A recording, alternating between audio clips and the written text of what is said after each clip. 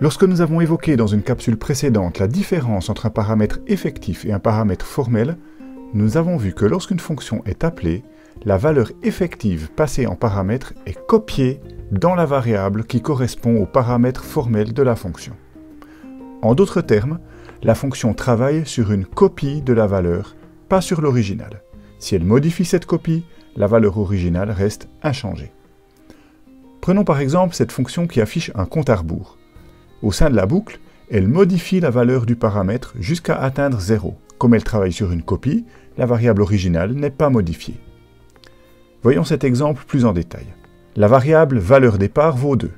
Lorsque la fonction affiche compte à rebours est appelée, la variable correspondant au paramètre nombre est créée et le contenu de la variable valeur départ 2 y est copié. Ensuite, la fonction démarre et la boucle commence. Nombre est plus grand que 0, une itération a lieu. La valeur de nombre 2 est affichée, puis le contenu de la variable est décrémenté pour valoir 1.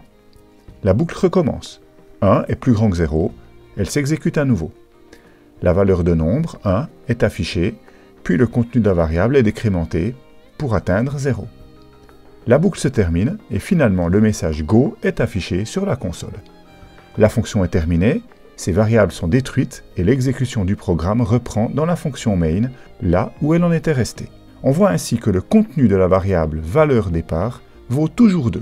Lorsque la valeur d'un paramètre est passée sous forme d'une copie, on parle d'un passage par valeur.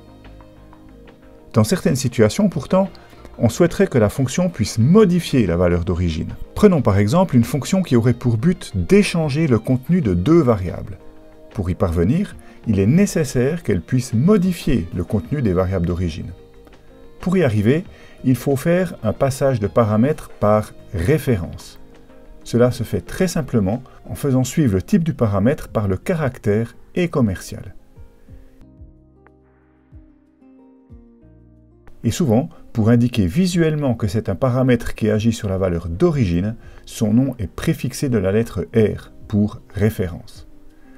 Lorsqu'un paramètre est transmis par référence, il ne contient plus une copie de la variable d'origine, mais son emplacement en mémoire. Ainsi, toutes les manipulations qui sont faites sur cette référence ont en réalité lieu sur la variable d'origine.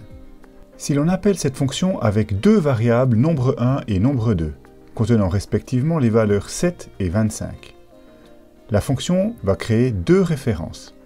La première, nommée valeur A, sera liée à la première variable passée en paramètre, nombre 1. La deuxième, valeur B, sera liée à la deuxième variable passée en paramètre, nombre 2. Valeur A référence donc la variable nombre 1 et valeur B la variable nombre 2. Toute modification apportée sur valeur A sera en fait réalisée sur nombre 1. Toute modification apportée à la variable valeur B sera en fait apportée à la variable nombre 2. Lorsque la fonction échanger contenu débute, elle copie la valeur référencée par valeur A, donc celle de la variable nombre 1, dans la variable temporaire, puis copie la valeur référencée par valeur B, donc celle de la variable nombre 2, dans la variable référencée par valeur A, donc nombre 1. Enfin, la valeur de la variable temporaire, 7, est copiée dans la variable référencée par valeur B, donc nombre 2. Lorsque la fonction est terminée, le contenu des variables nombre 1 et nombre 2 a bel et bien été modifié, en l'occurrence échangé.